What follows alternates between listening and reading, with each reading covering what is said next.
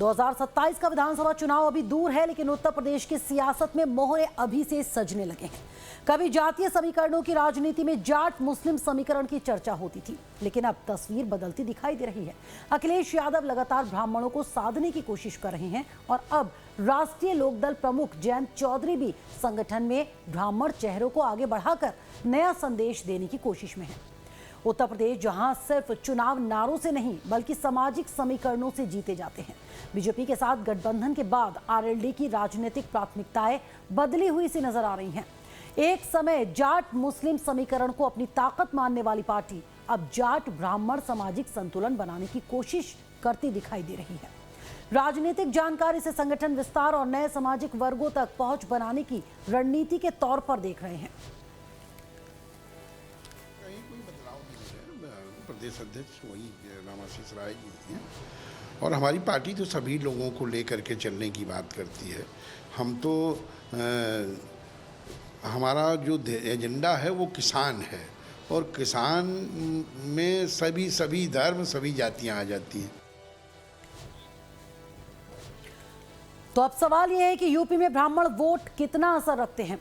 अनुमानित आबादी जो है वो करीब 9 से 11% के आसपास है, यानी हर क्षेत्र में ये निर्णायक फैक्टर हैं। इतना ही नहीं, 120 से ज्यादा विधानसभा सीटों पर प्रभावशाली माने जाते हैं। पूर्वांचल, अवध, बुंदेलखंड, कानपुर और पश्चिमी यूपी के कई इलाकों में उल्लेखनीय उपस्थिति, कई सीटों पर जीत हार का अंतर तय करने की क्षमता रखता है ब्राह्मण समाज। यूपी की राजनीति में ब्राह्मण मतदाता लंबे वक्त तक बीजेपी का मजबूत आधार माना जाता रहा है, लेकिन हर चुनाव से पहले लगभग सभी बड़े दल इस वर्ग को अपने पक्ष में लाने की कोशिश करते हैं, क्योंकि उत्तर प्रदेश में कई विधानसभा सीटों पर ऐसा माना जाता है कि ब्राह्मण मतदाता चुनावी नतीजों को प्रभावित कर सकते हैं।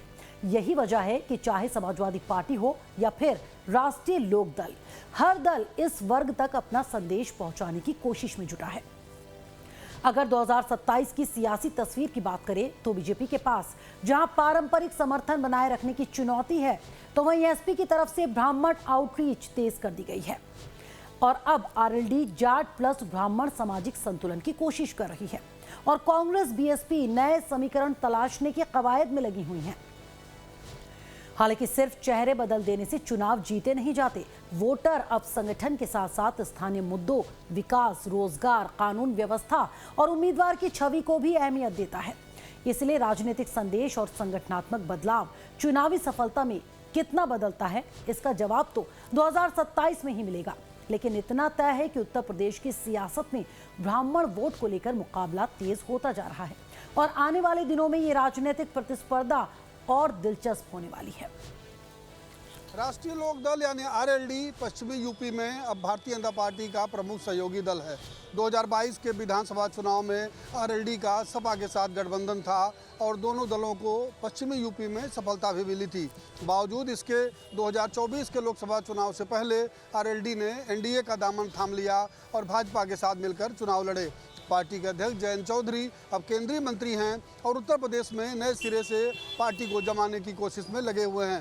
पार्टी पहले जाट मुस्लिम समीकरण के लिए जानी जाती थी, यानी पश्चिमी उत्तर प्रदेश में जाट के साथ मुस्लिम और दलित मिलकर पार्टी को मजबूत कर रहा था। वही पार्टी अब मुस्लिम पक्ष कमज़ोर होने के बाद यानी भाजपा का सहयोगी दल होने के नाते मुस्लिम छिटक रहे हैं, तो पार्टी ने ब्राह्मणों को जोड़ने की कवायद शुरू की है।